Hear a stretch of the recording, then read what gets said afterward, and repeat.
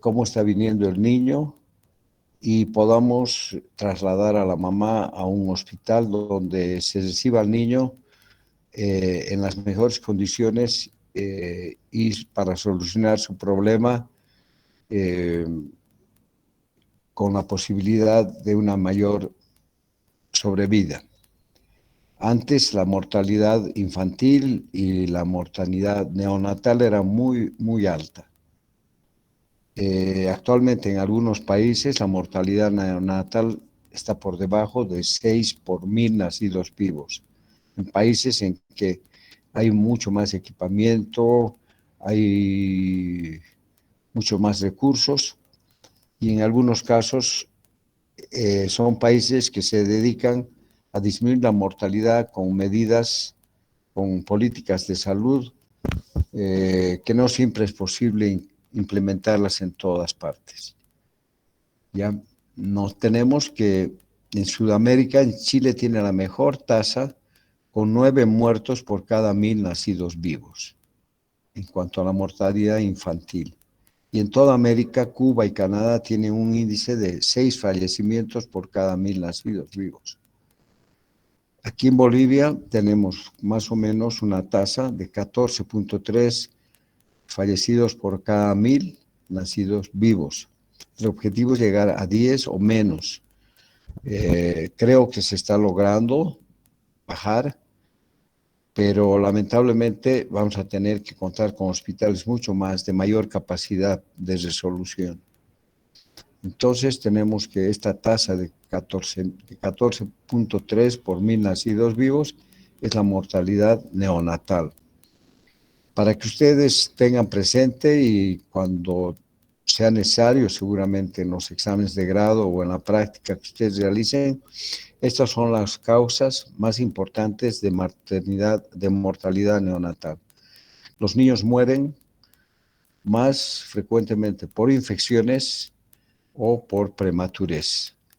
O sea, en cuanto a mortalidad neonatal, son dos factores importantes, la sepsis y los recién nacidos prematuros que tienen un mayor porcentaje de muerte neonatal.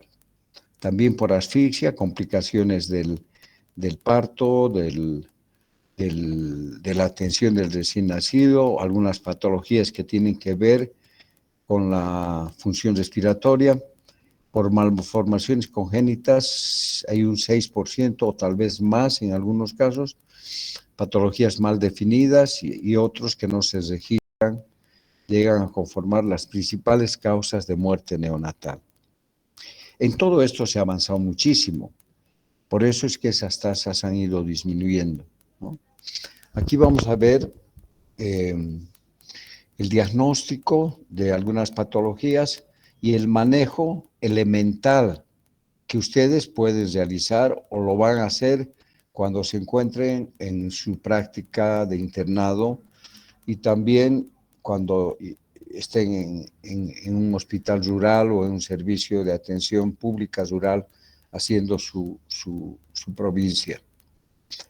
Algunas de estas patologías que se presentan al nacer se constituyen en urgencias y a veces en emergencias, desde el mismo momento en que el niño nace, ¿no? Aquí vamos a separar en dos capítulos y en un segundo capítulo se darán pautas del manejo de estas situaciones con las que el estudiante, el interno o el médico de guardia o el médico rural pueden enfrentarse. O sea, vamos a hacer una revisión rápida y didáctica para que ustedes simplemente se acuerden cuando llegue el momento y puedan hacer una atención elemental, básica, de estabilización del paciente, el diagnóstico y el traslado y referencia de estos pacientes. Vamos a ver que en este capítulo vamos a ver a los recién nacidos malformados. Antes o sea, el nacimiento de un niño malformado, desde un pie equinovaro o un labio leporino, una displasia de caderas o cualquier otra patología mucho más importante, más grave, era una sorpresa para la familia para la familia del recién nacido o para el mismo médico. O sea que nosotros, para poder determinar si un niño estaba mal formado, era necesario que nazca. Y nosotros nos sorprendíamos al ver, siempre esperando un niño sano, pues de pronto nos enfrentábamos a una malformación congénita. Ahora, estos niños malformados, nosotros podemos determinar o conocer mucho antes de que nazca, ¿ya? Con los adelantos en el apoyo diagnóstico, en la ecografía, que actualmente ya se hacen ecografías 3D, 4D, ecografías a colores, donde vemos en detalle cómo está el recién nacido, o el feto en el útero de la mamá. Y esto permite que la familia conozca cómo está viniendo el bebé y los médicos se preparen para recibir al recién nacido en mejores condiciones. Bueno, las malformaciones congénitas para efecto del manejo médico se pueden clasificar en compatibles con la vida e incompatibles con la vida. Aquellas que no son, que son compatibles con la vida constituyen un peligro de muerte, no constituye un peligro de muerte y su solución, o sea, la resolución de ese problema puede postergarse. Por ejemplo, tenemos un labio leporino, un equinovaro o cualquier otra malformación que no constituya una emergencia ni una urgencia. Podemos planificar la resolución de ese problema. Hay protocolos y lugares súper especializados para ver algunas de estas patologías, pero no constituye en sí un riesgo de vida en el momento de nacimiento. Pero hay otras que, que si no se tratan en el momento del nacimiento, llevan irremediablemente a la muerte.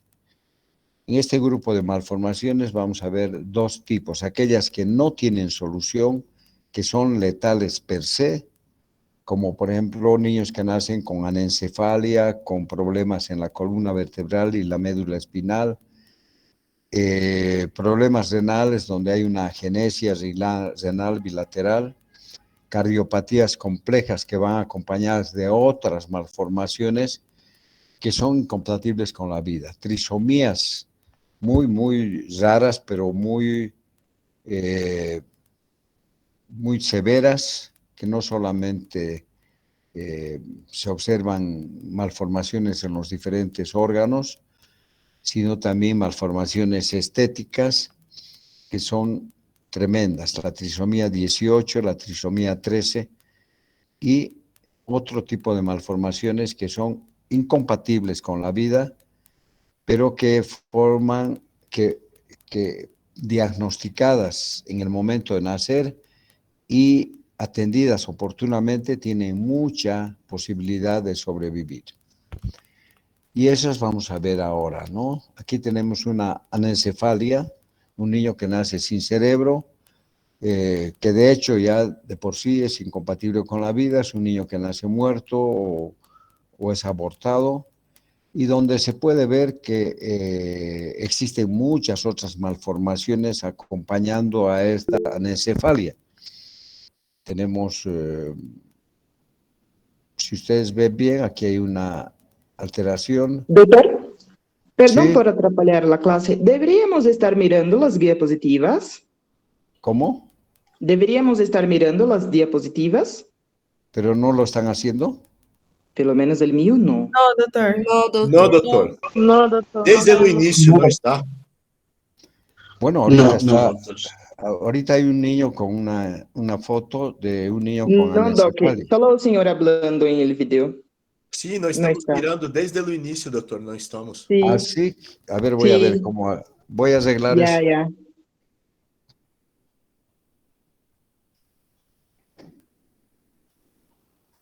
No se están viendo las diapositivas.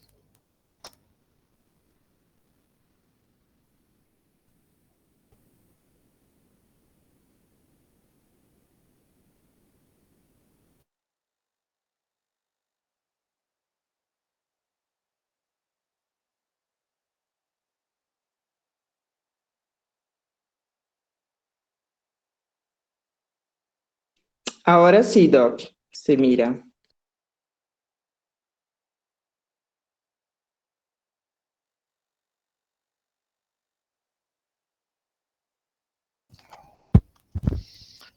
Bueno, ahora yo creo que se ha arreglado. Vamos a ver. Sí, Doc.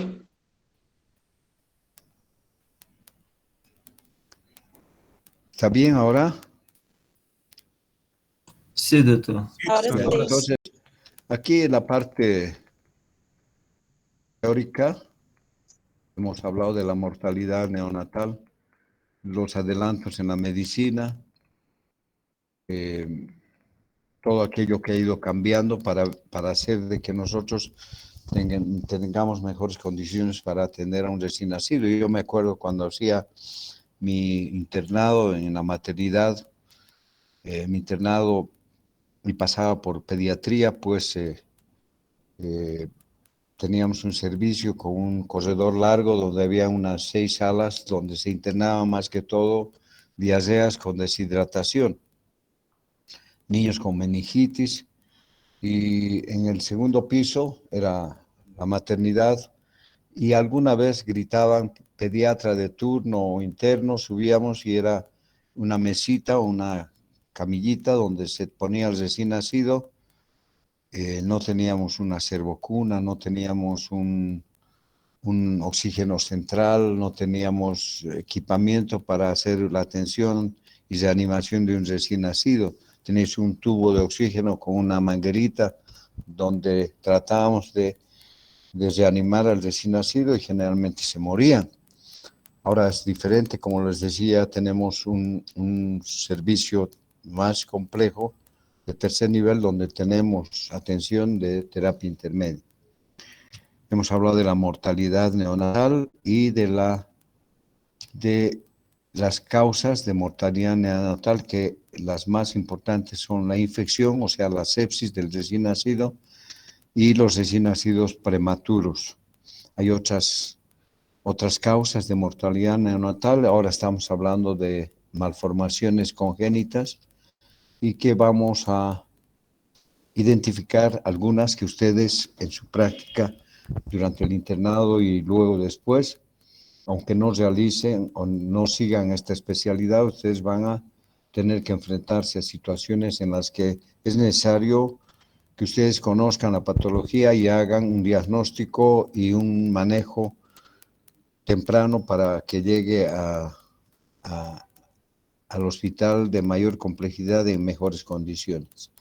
Hemos visto que hay algunos niños malformados que antes eran una sorpresa para la familia y para el médico. Ahora ya con estos procedimientos de diagnóstico temprano o prenatal, pues podemos saber que está viniendo un niño malformado, podemos tomar determinaciones con la familia para ver si ese niño sigue su evolución hasta que nazca o se interrumpe ese embarazo, ¿no? Y vamos a ver que existen algunas situaciones en las que se puede intervenir, tal vez no nosotros, no ustedes, pero en otras partes ya se están haciendo cosas increíbles. Pero nosotros podemos reconocer algunas patologías. Hemos visto que existen malformaciones que son compatibles con la vida y aquellas que no son compatibles con la vida.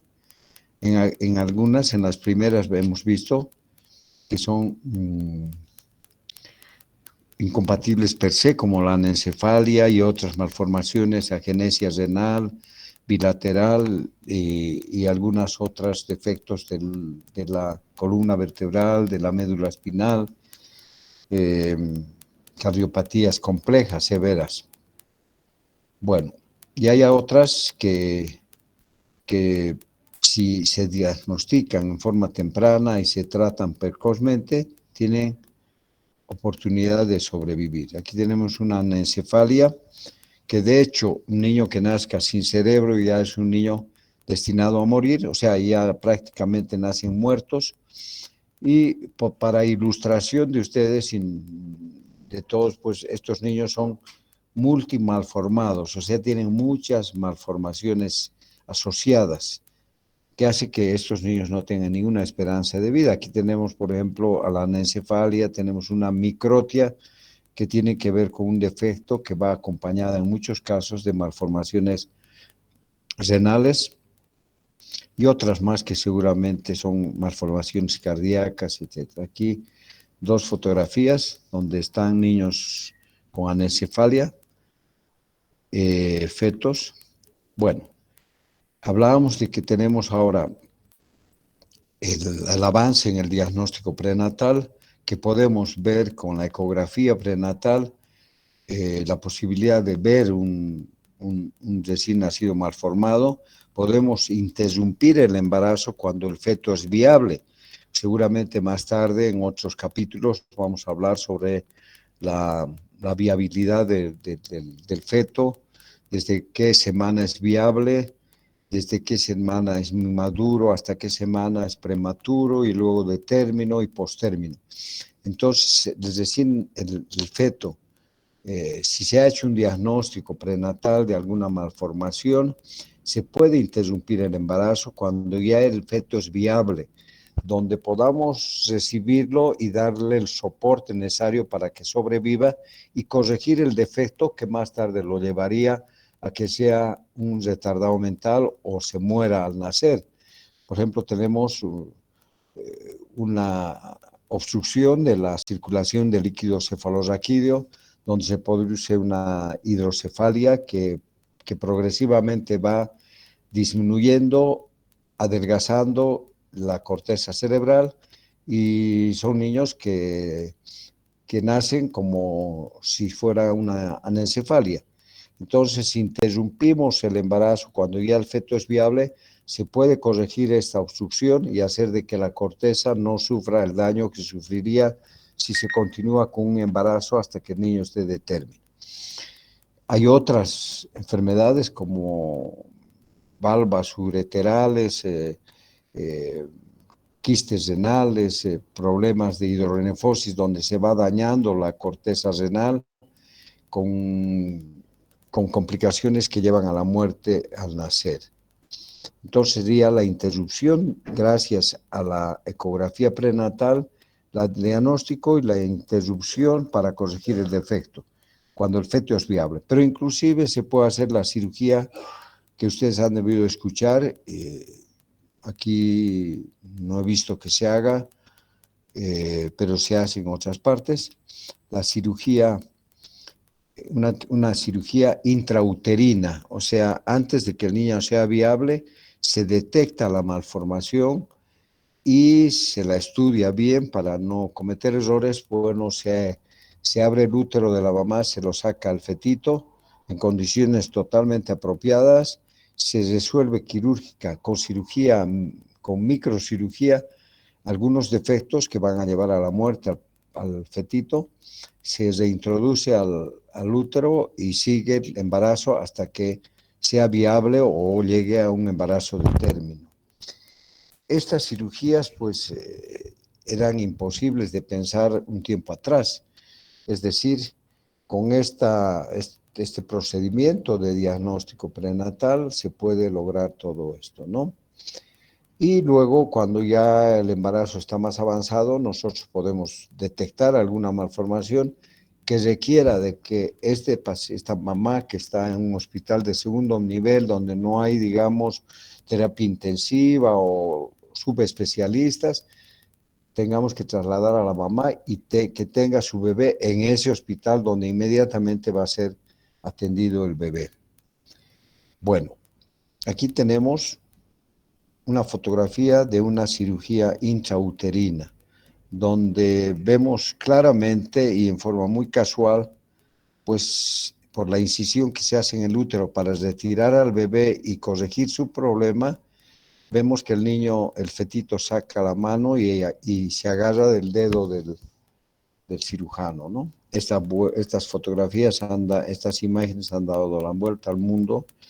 Y hace unos meses yo vi la entrevista que le hicieron a este fetito, y es un hombre que ha logrado sobrevivir gracias a la cirugía intrauterina y es una persona totalmente normal.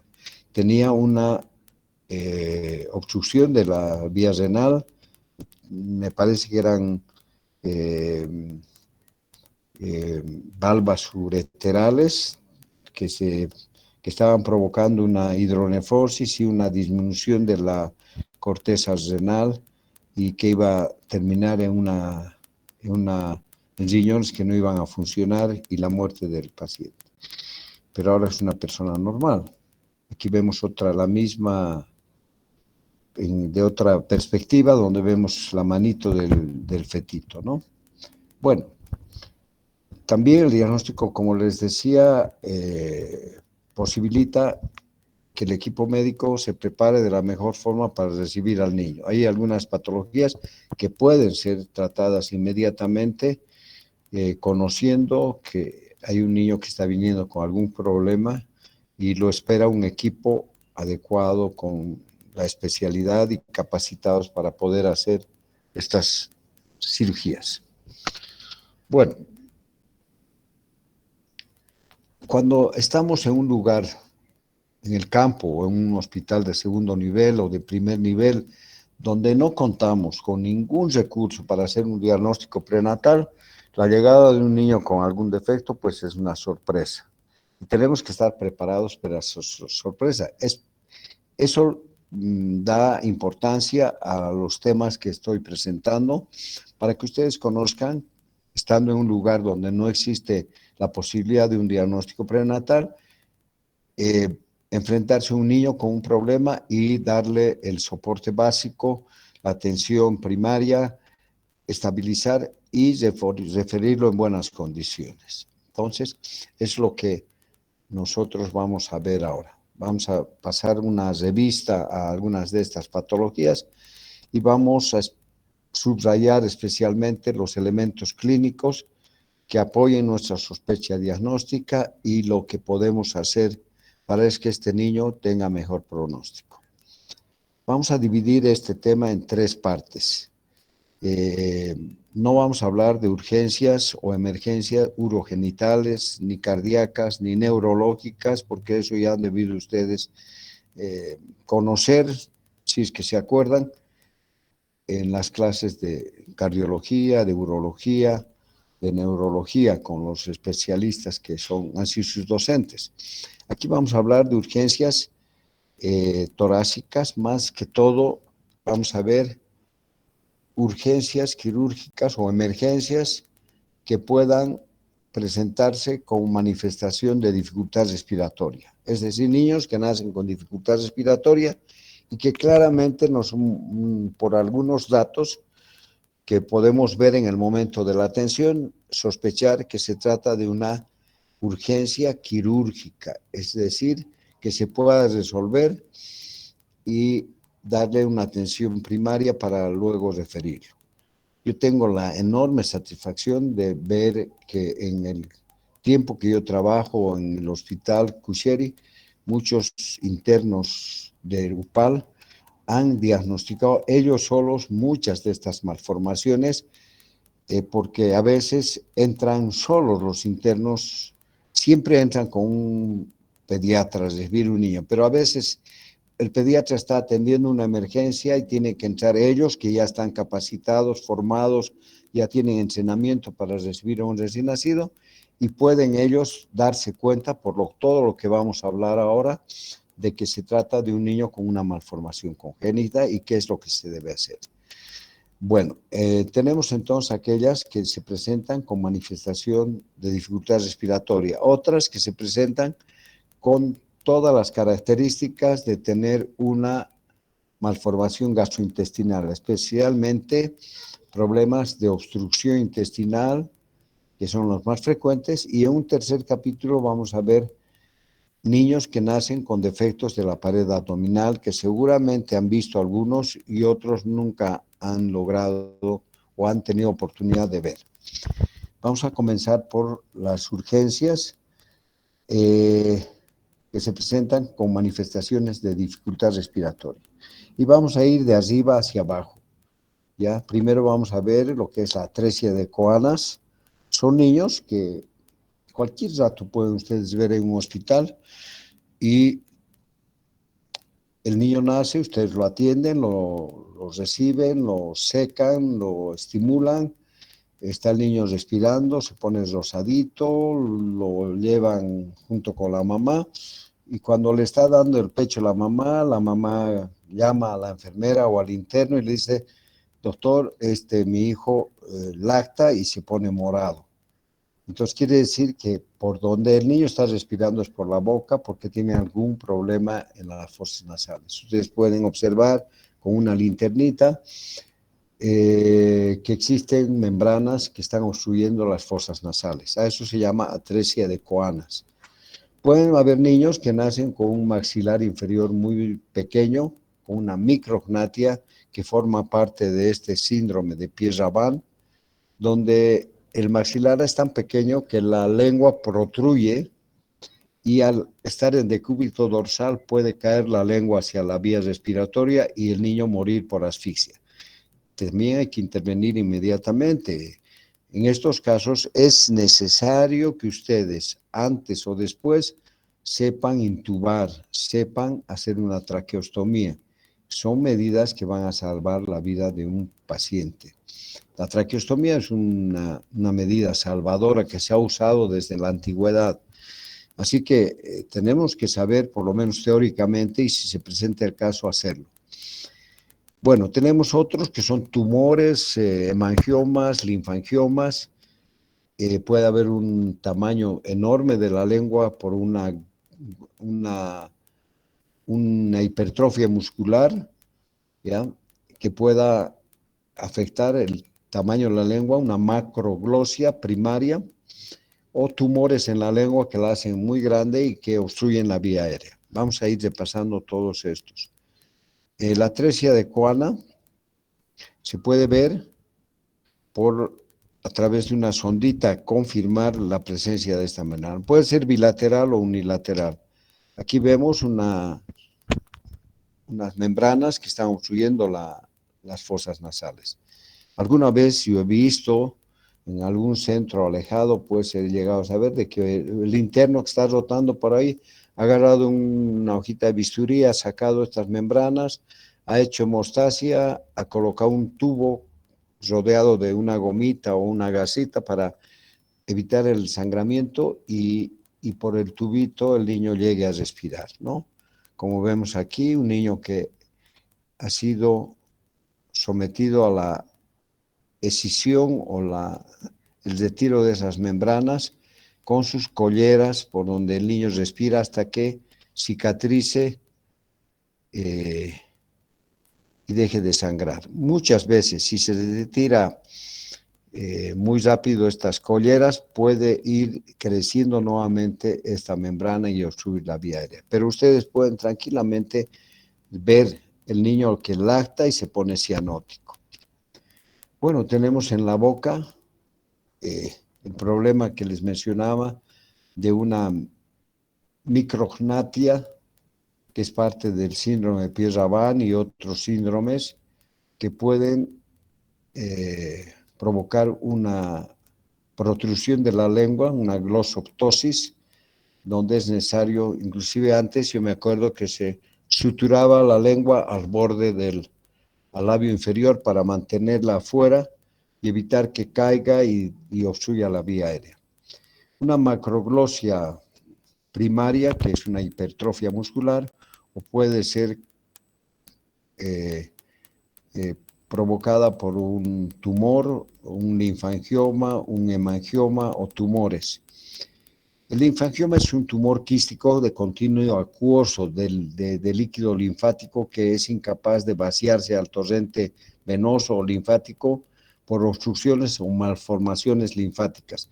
Y son tumores que se pueden ver desde el momento de nacimiento que están obstruyendo la vía aérea. Pueden desplazarse hasta la laringe, la tráquea, los bronquios, el mediastino, pero ustedes van a poder ver cuando nazca el niño. Y ya el niño está con dificultad respiratoria, con un estridor que ustedes al tiro van a darse cuenta. ¿Qué hacer? Intubar. Si no se puede intubar, una traqueostomía, pero hacer que el niño no llegue a la insuficiencia respiratoria y daño neurológico. Pueden haber teratomas. El teratoma es un tumor que alguna vez ustedes van a ver, pues es más frecuente en la región sacrococcígea, el teratoma sacrococcígeo, que es un tumor que tiene todas las capas dérmicas.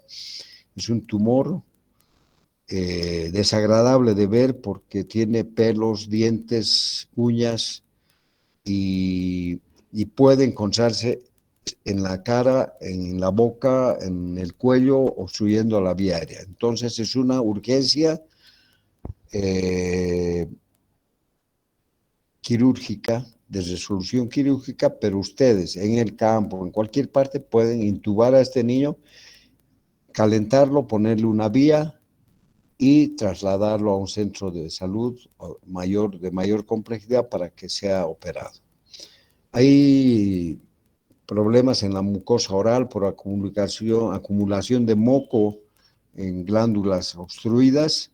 También hay tumores que pueden estar en las encías o en el paladar o en la boca que obstruyan la vía aérea.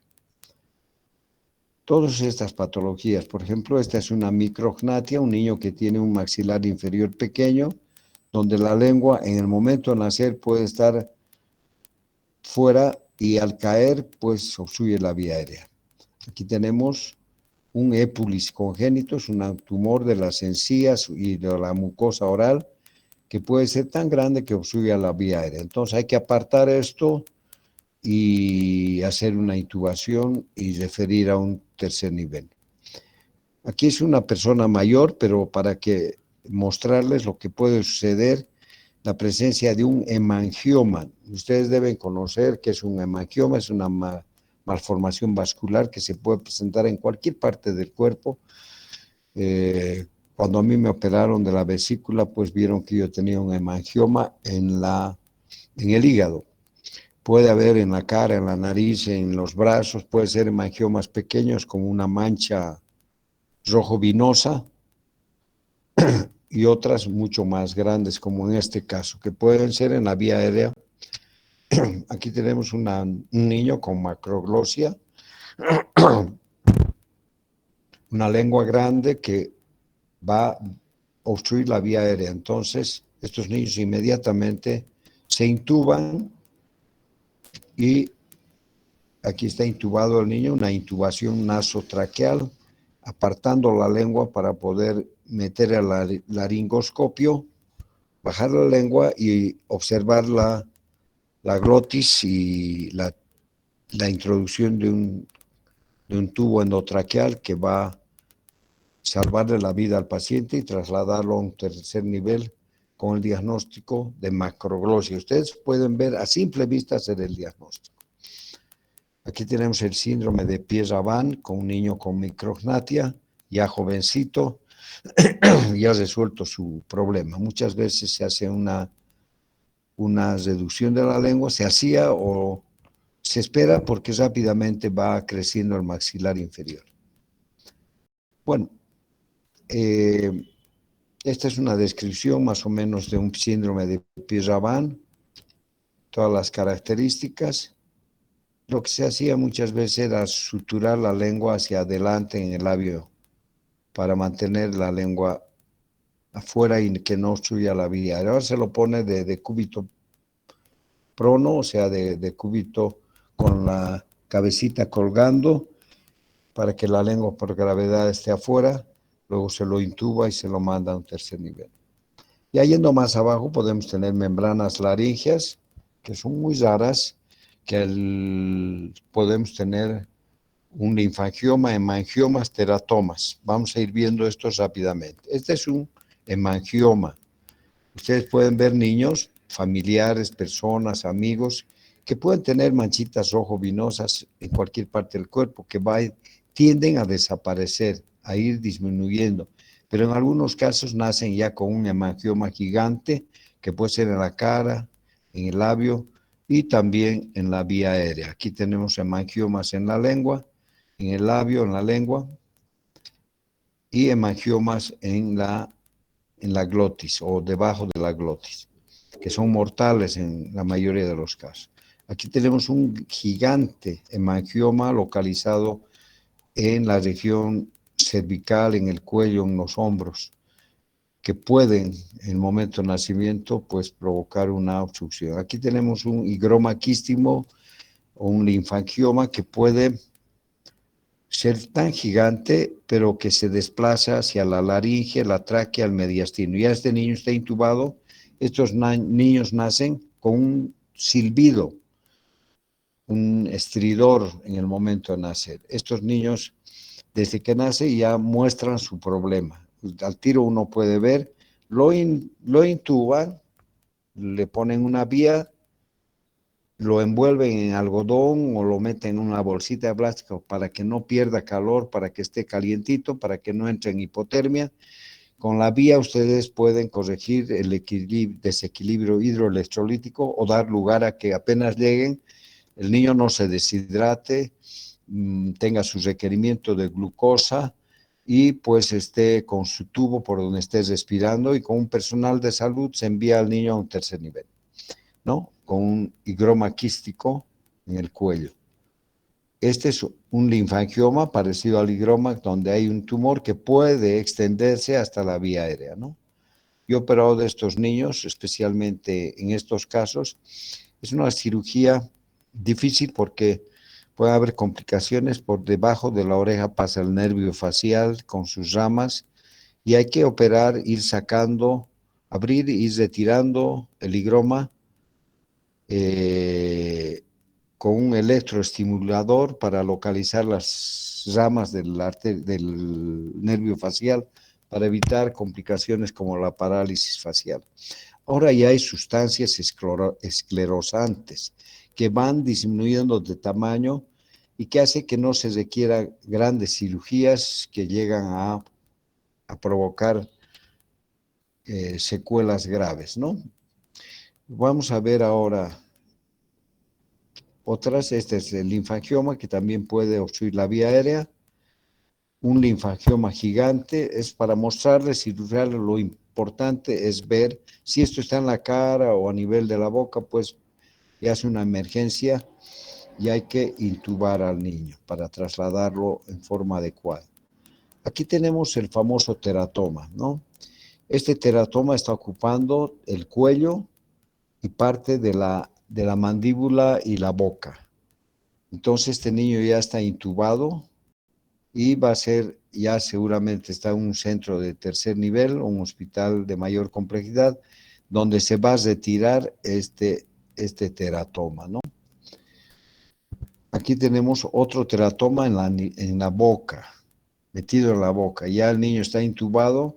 Ustedes pueden ver un diente aquí, pelos, uñas, que forman parte de este teratoma. Si ustedes revisan la literatura de cualquier medicamento, en alguna parte va a decir no se ha probado aún el efecto teratogénico de este medicamento administrado a embarazadas en los 3 primeros meses de embarazo. El efecto teratogénico. Terato quiere decir monstruo, quiere decir malformación, defecto, ¿no? Entonces, a esto se llama teratoma, que es un tumor que es de horrible aspecto, ¿no? Que puede encontrarse en la boca y obstruir la vía aérea. Todo esto, si ustedes piensan un poquito bien, o sea, no digo que no piensen bien, pero si analizan, esto lo pueden diagnosticar. Cuando llegue el momento, pueden diagnosticar. Pero una cosa aquí, teratoma, o por lo menos tumor, pero si ven pelos, uñas, dientes y qué sé yo, van de hacer el diagnóstico de teratoma, van a tomar medidas. En caso de que no puedan intubar, generalmente se puede lograr la entrada de laringoscopio y por vía nasal se llega hacia la intubación nasotraqueal, ¿no? Bueno, ahora vamos a ir un poco más abajo y vamos a ver 2 patologías que son las más importantes y más frecuentes para terminar esta parte de este tema. Vamos a ver ya en el tórax la atresia de esófago. La atresia de esófago, con 4 palabras la vamos a definir y vamos a ver qué es lo que podemos nosotros hacer como médicos de un hospital de primer nivel, ¿no? Yo opero estas cosas, he operado mucho es la cirugía estrella de la cirugía pediátrica neonatal. Y ahora yo me he quedado atrás porque existen en otras partes, en el Japón y otras partes, cirugías de atresia de esófago, con unas técnicas sofisticadas, increíbles. He estado viendo yo, actualizando un poco cómo se resuelve, por ejemplo, sin ir muy lejos, donde yo he estudiado, en Santiago de Chile, ahí en la clínica Las Condes, donde he tenido oportunidad de operar con mis profesores, de ayudar y de operar. Ahí se están haciendo cirugías de atresia de esófago tan modernas, tan actuales, que ya no existe imposibles. Todo es posible, ¿no? Bueno, la atresia de esófago, entonces, la falta de continuidad del esófago. Es decir, el esófago está interrumpido en algún lugar y estos extremos que están separados uno de ellos puede terminar con una fístula en la tráquea, puede ser el extremo proximal, el extremo distal, o ambos extremos pueden estar como fístulas en la tráquea, o puede haber simplemente una fístula, o puede haber una estenosis de la tráquea, del esófago.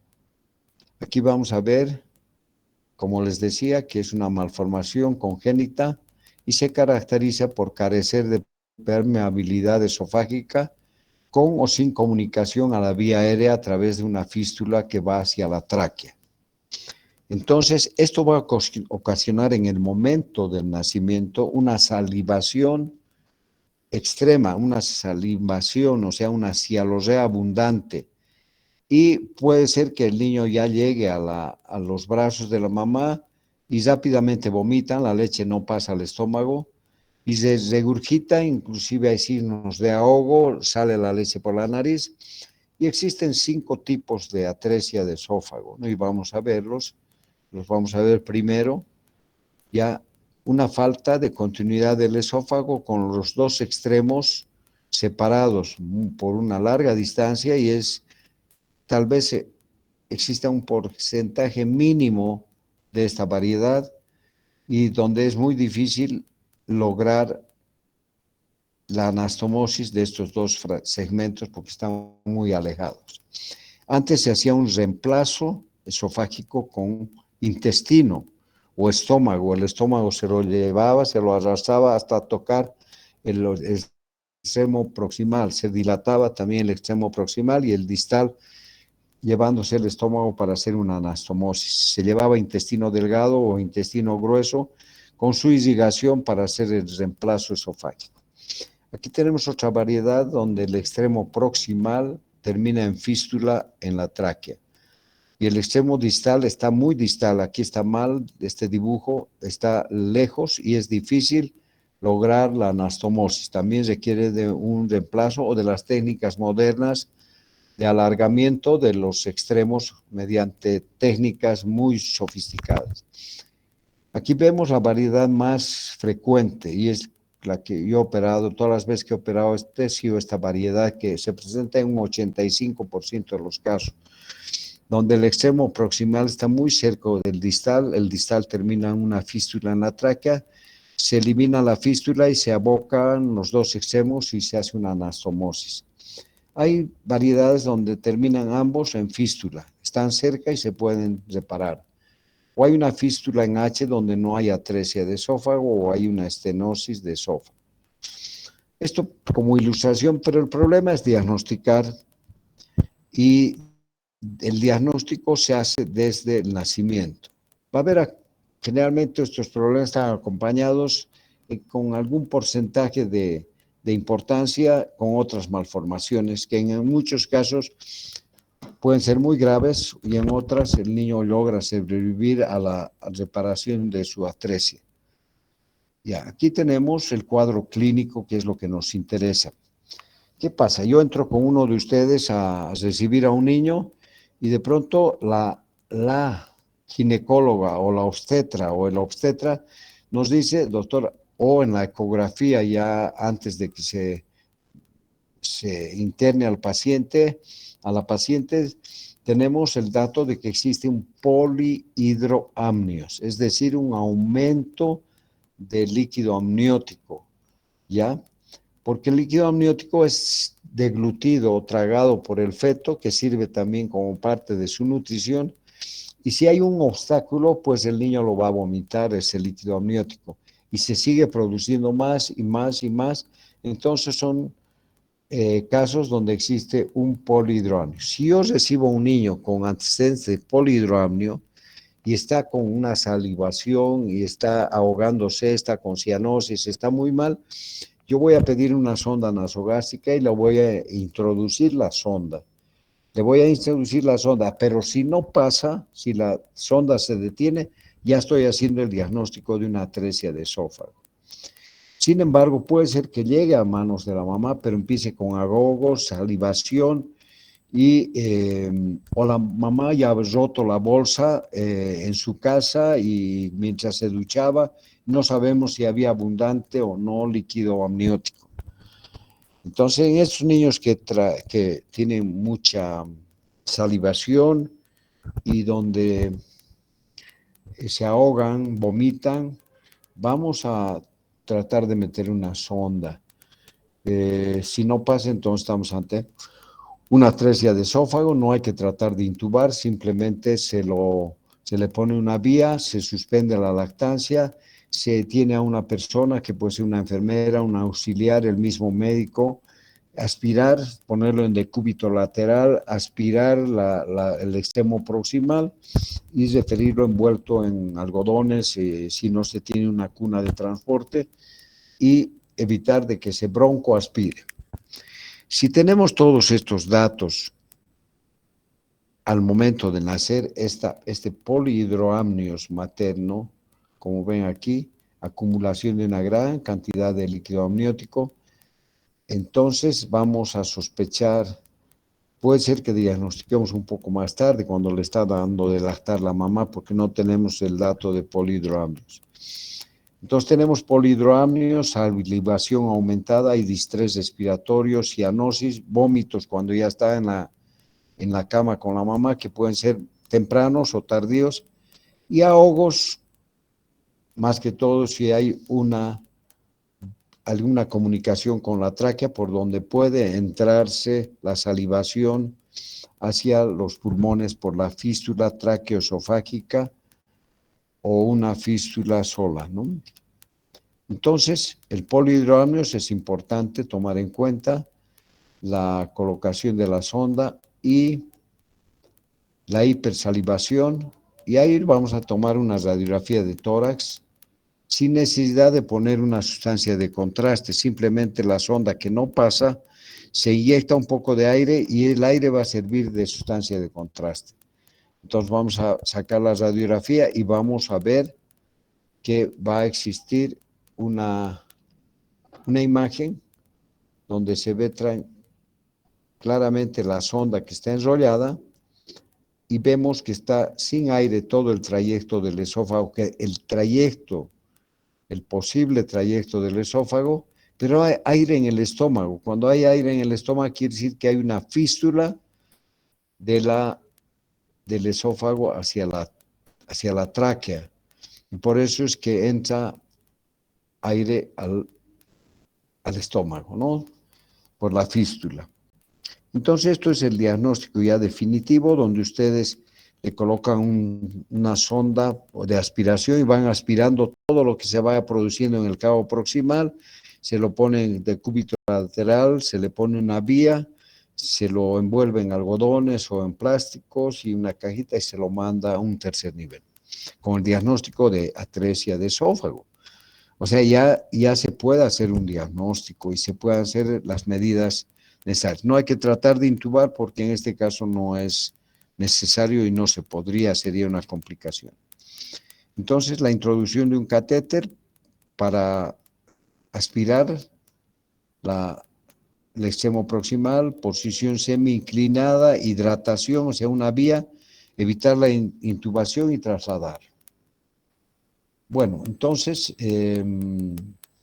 aquí algunas técnicas que no es necesario que ustedes sepan, pero aquí vemos que se puede hacer dependiendo del tipo de atresia, las técnicas, una anastomosis primaria cuando están cerca de ambos cabos, una anastomosis primaria diferida cuando se lo estabiliza al paciente o no ha sido muy bien atendido cuando ha nacido. Se puede hacer una elongación de los extremos para que puedan abocarse y suturarse, que puede ser por vía intratorácica o sacar los defectos por fuera y hacer una elongación como enrollando no sé si antes veía en las latas de sardina, tenía una llavecita que hacía que se vaya envolviendo en la llave y se abría la lata. Igual se puede hacer con el esófago, que es una técnica que se está usando en Chile y en otras partes del mundo para lograr en unos pocos días la aproximación de los segmentos, ¿no? Y también a esto se llama elongación extratorácica, que es una técnica de Kimura, que solamente se ha empezado a hacer en el Japón. Y el reemplazo, por último, si es que no da resultado ninguna de estas técnicas, pues el reemplazo del esófago, que puede ser con un tubo gástrico o de yeyuno colon que se reemplace ese segmento del esófago. Bueno, entonces, antes de mandarlo, pues al bebé hay que estabilizarlo, ver que la vía aérea esté permeable, no hay que tratar de intubar, el niño está respirando porque no tiene obstrucción de la vía aérea y aspirar lo que va produciéndose en el extremo proximal.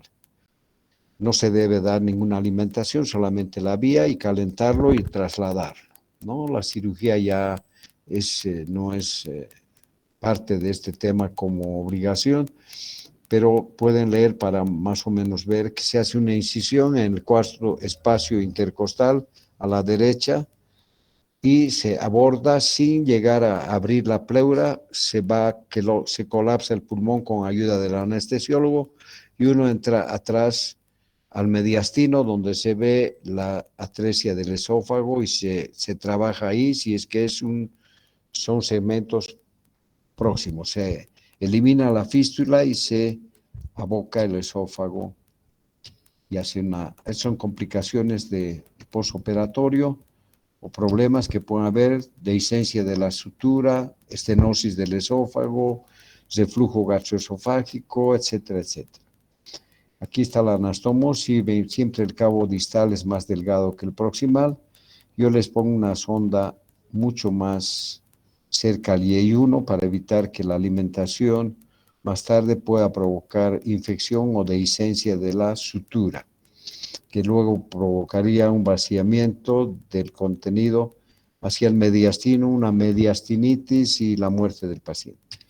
Bueno, no sé si tienen alguna pregunta hasta ahora. Por favor, si tienen. Yo no, doctor. Todo está claro. Sí, doctor. Los que están escuchando. A ver, Riley Rodríguez.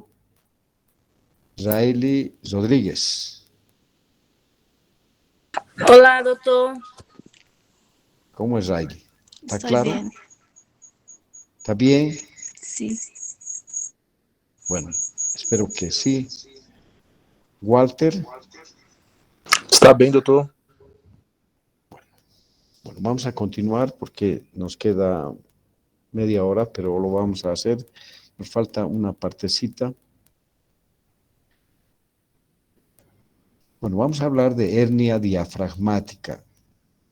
Yo les cuento que un niño que nació con hernia diafragmática en el Hospital Cucheri, yo justamente estaba atendiendo, estaba en otro parto y la interna, que era de UPAL, pues diagnosticó, recibió al niño y me dijo, doctor, es una hernia diafragmática. Porque yo me sentí impresionado por la facilidad con la que hizo el diagnóstico y bueno, eso a uno lo hace sentir bien, ¿no? Entonces, la hernia diafragmática es un defecto grave que puede producirse en el feto durante el desarrollo embrionario y que tiene una sobrevida muy baja por lo que vamos a ver, ¿no?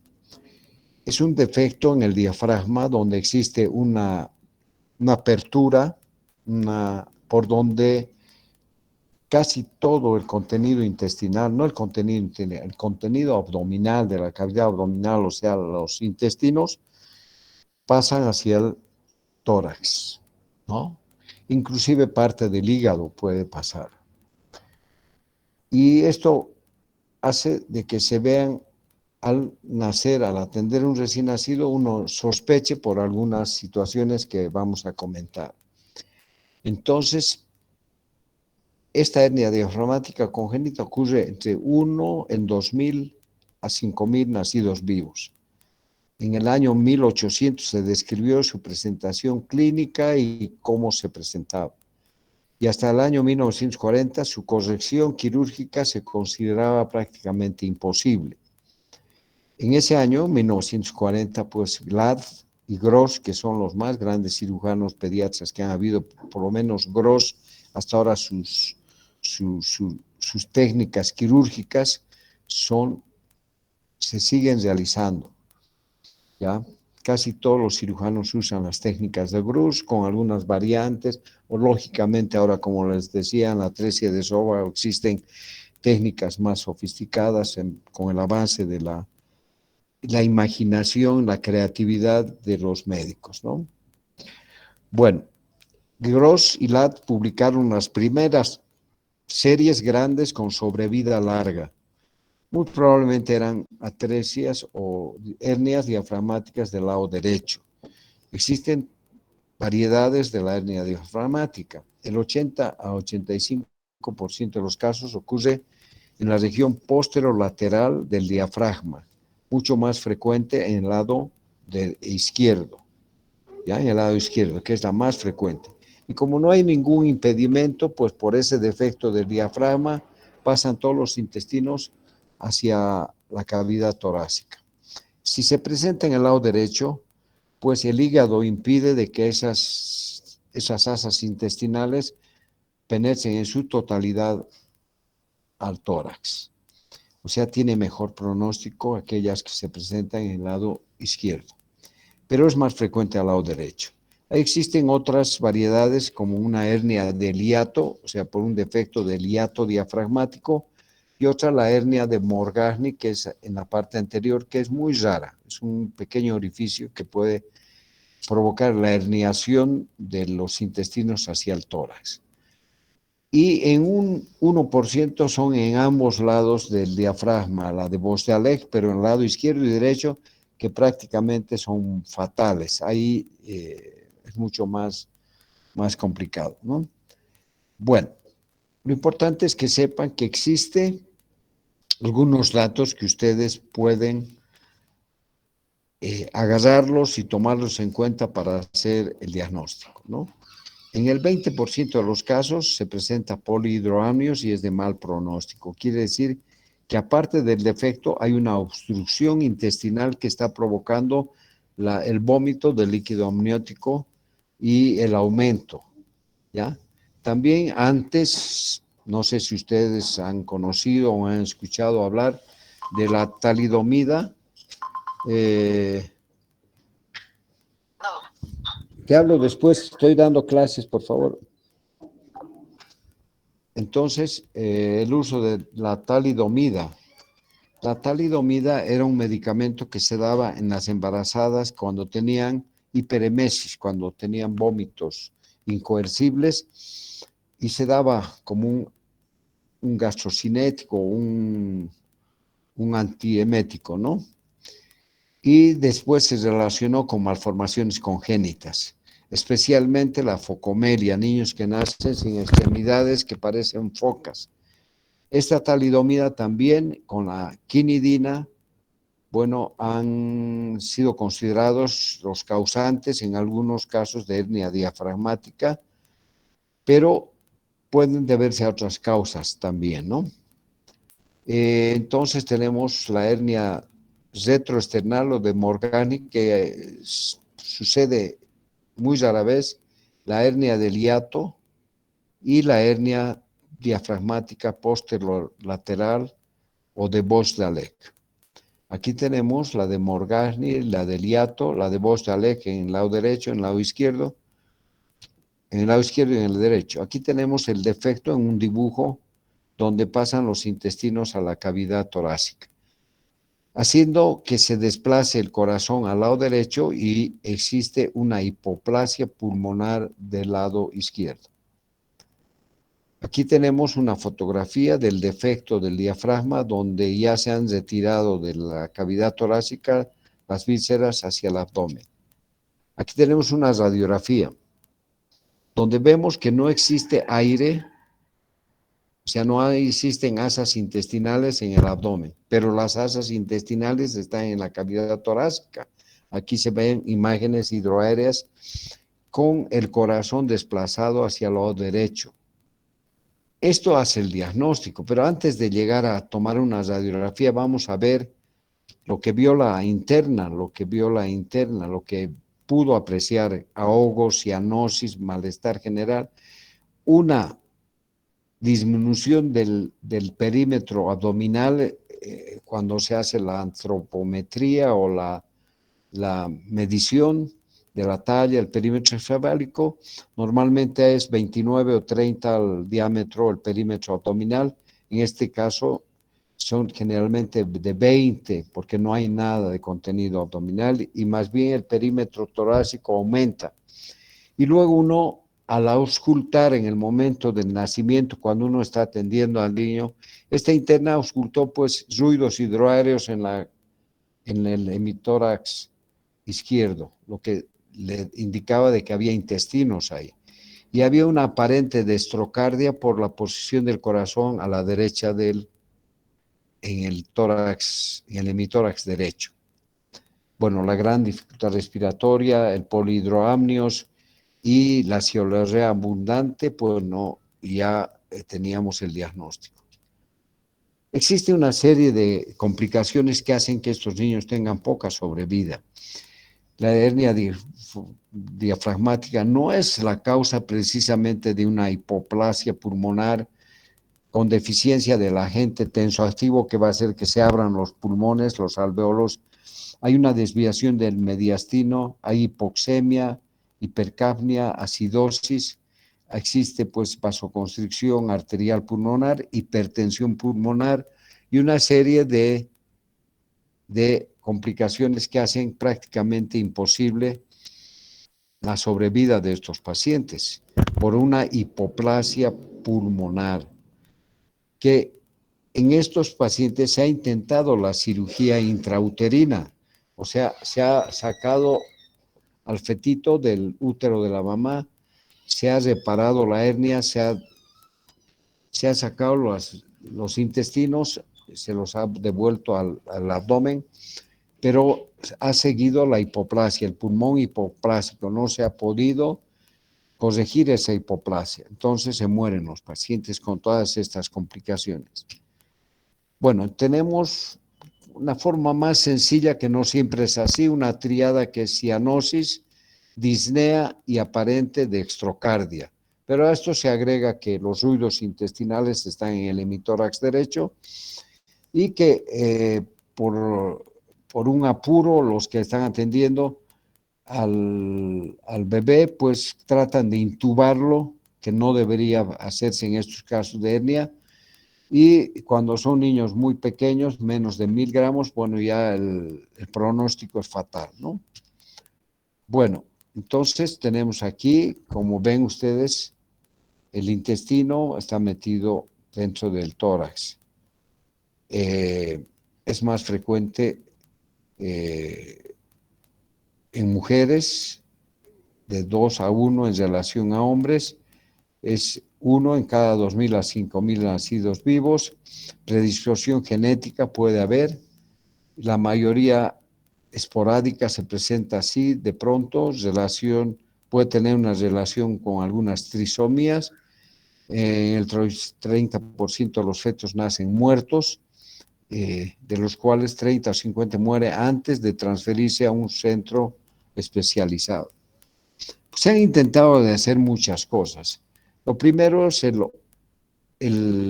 la ventilación extracorpórea. que eso no existe en cualquier hospital.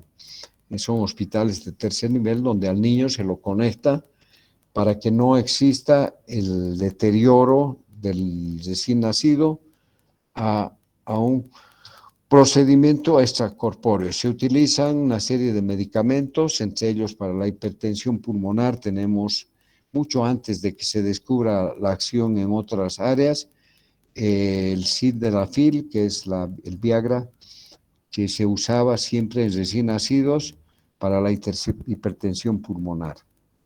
Y otros medicamentos, la dopamina, la adrenalina y la circulación la ventilación extracorpórea. Bueno, pueden haber una serie de complicaciones y se han hecho muchas cosas. Entonces, ese es el OMEC, ¿no? La oxigenación por membrana extracorpórea. Se saca la sangre, pasa por un respirador para poder oxigenarla y volver al organismo. Ya es una tecnología costosa que se acompaña de morbilidad y riesgos sustanciales. Bueno, no todos los hospitales tienen este procedimiento y bueno, lo importante es que ustedes puedan diagnosticar, ¿no? Latido cardíaco a la derecha, pues ruidos hidroaéreos, disminución del perímetro abdominal, gran dificultad respiratoria, el niño nace muy comprometido con un Apgar muy bajo. Se puede operar a través de la vía abdominal y retirar las vísceras del tórax, cerrar el defecto y conectarlo a este aparato que hemos visto. Aquí está la reparación de primero se extraen las vísceras, se sutura el diafragma, pero queda siempre el pulmón hipoplásico. Aquí tenemos un cierre del defecto y se ven laceraciones en el hígado porque una porción del hígado ya estaba dentro del tórax, además de los intestinos. Y esta es una técnica que se está usando en algunos países que no ha dado el resultado que se esperaba, pero ha mejorado la sobrevida de algunos pacientes. Es decir, se introduce un tubo endotraqueal, o sea, se hace una intubación intrauterino, ¿no? Se coloca un tubo, se localiza a través de una ecografía, pues se introduce un tubo hacia la tráquea del feto. Ahí se infla un balón y se obstruye la tráquea. El feto pues está recibiendo oxígeno a través de la circulación materna y los pulmones están llenos de líquido, ¿ya? Entonces, si se obstruye la tráquea, ese líquido no es reemplazado, se va acumulando en el pulmón y teóricamente, pues se puede pensar de que ese pulmón no se va a quedar hipoplásico, va a desarrollarse. Ha dado mejor pronóstico, pero sin embargo existen complicaciones. Esta intubación se hace entre las 27 y 32 semanas de gestación, inclusive antes se podría hacer a través de anestesia regional y inmovilización fetal y introducción del catéter, ¿no? Y se obstruye la tráquea, pero existen complicaciones que entre las más importantes es la muerte de la mamá, lógicamente, muerte del feto, ruptura prematura de membranas, infecciones y una serie de cosas. Pero eso es lo que se ha estado haciendo. Ahora el ECMO, como les decía, el ECMO, que es la membrana, la oxigenación a través de una membrana extracorpórea, que es un soporte vital mientras se va haciendo el tratamiento de todas las complicaciones de la atresia esofágica, ¿no? O de la hernia diafragmática. Entonces, es una máquina donde circula la sangre por un pulmón artificial y la lleva de regreso al torrente circulatorio, ofreciendo al bebé una oxigenación adecuada, a la vez que permite que los pulmones y el corazón descansen o vaya mejorándose. ¿ya? Es el último procedimiento que se puede hacer con la hernia diafragmática y que ha logrado una mayor sobrevida, ¿no? Me gustaría, aquí estamos terminando la primera parte de de los temas que yo les doy. Me gustaría escuchar algún comentario, alguna pregunta, alguna aclaración.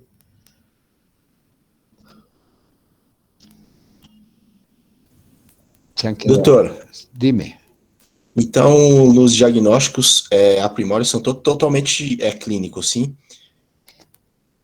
Bueno, no te entiendo muy bien, pero me imagino que estás hablando del diagnóstico de la Sim, sim. hernia. Tanto da atrésia quanto da hérnia diafragmática são clínicos e radiológicos, correto? Claro, tú empiezas sospechando de los antecedentes maternos. Es muy importante que exista una buena comunicación entre el ginecobstetra y el pediatra. Es obligatorio, no es un favor que le hace el ginecobstetra al pediatra. Lamentablemente no siempre hay esa comunicación. Yo tengo mucho problema, he tenido mucho problema peleándome un poco con los ginecobstetras porque de pronto tú estás atendiendo en el hospital, estás ocupando haciendo algunas cosas y ha llegado una mujer embarazada y de pronto la meten para hacer cesárea o a parto y la ginecóloga o el obstetra le dice al interno, dile por favor al doctor Trigo o al pediatra que está de turno que llámalo porque van a hacer un bebé. Entonces tú entras a decir el bebé sin saber nada de lo que ha pasado. Y eso está mal, porque es la atención a la mamá y al niño. Yo puedo ordenar la interrupción del trabajo de parto porque veo que hay sufrimiento fetal. Hay variaciones en el latido cardíaco fetal que hacen de que yo diga, este niño está sufriendo y va a tener lesiones neurológicas irreversibles. Hay que hacer una cesárea inmediatamente. Yo trabajaba con un doctor, que es el doctor Remy Uriona, digo su nombre porque me parece uno de los excelentes obstetras. Él, cuando había sufrimiento fetal, no hacía una incisión estética en la mamá, una fanestil. Ponía el cronómetro a la enfermera y en 5 o 6 segundos el bebé estaba en mis manos, ¿ya? En 5 segundos sacaba al bebé para que no siga sufriendo. Yo ya lo atendía, lo reanimaba, etcétera, etcétera. Entonces requiere que exista una comunicación. Tenemos que saber datos del embarazo. Si ha habido amenaza de aborto o de parto pretérmino, si ha habido desprendimiento de placenta, si ha habido infecciones, si ha habido infecciones urinarias, si ha habido algún problema que haya requerido la hospitalización de la madre cuando todavía el feto no es viable. Si se le ha hecho ecografías, hay que determinar la edad gestacional. No se puede atender en un hospital de segundo nivel ni de primer nivel, por supuesto, una mamá que tenga menos de 37 semanas de gestación, porque va a ser prematuro y va a requerir muchas veces de una sustancia como el surfactante, porque los niños pretérmino pueden presentar membrana hialina o complicaciones de cualquier tipo. La prematurez es una de las causas de mortalidad neonatal, entonces pues no pueden hacer un niño que no tenga, en un hospital que no tenga terapia intensiva, por lo menos terapia intermedia, ¿no? Entonces, si se puede mandar a la mamá antes de que nazca el niño, estamos haciéndolo muy bien, cuando es una persona que está con problemas. Pero tiene que haber una comunicación. Yo tengo que saber si ha roto la bolsa, si hay polidromios, si el niño está meconiado, si se ha hecho caquita dentro del útero. Eso significa sufrimiento fetal. Bueno, entonces nosotros podemos, en el momento de atender al bebé, conociendo todos los antecedentes, yo puedo ya sospechar una malformación congénita. No en todos los hospitales tenemos ecografía que te demuestre una malformación congénita. Muchas veces hay que mandar a otra parte a hacer una ecografía para determinar las semanas de gestación. Se determina por la fecha de la última menstruación o por la ecografía para determinar la fecha probable de parto. Pero no hay una ecografía en ninguno de los hospitales públicos donde se haga una ecografía para ver algún defecto, ¿no? Es un hallazgo. Y yo he hablado muy lindo del diagnóstico prenatal con la ecografía, pero eso se lo hace en forma particular, generalmente en clínicas privadas. Inclusive se pueden detectar, como vamos a ver después, defectos cromosómicos, junto con la ecografía, otros procedimientos para determinar si hay alguna malformación cromosómica o hay alguna alteración, una trisomía, etc.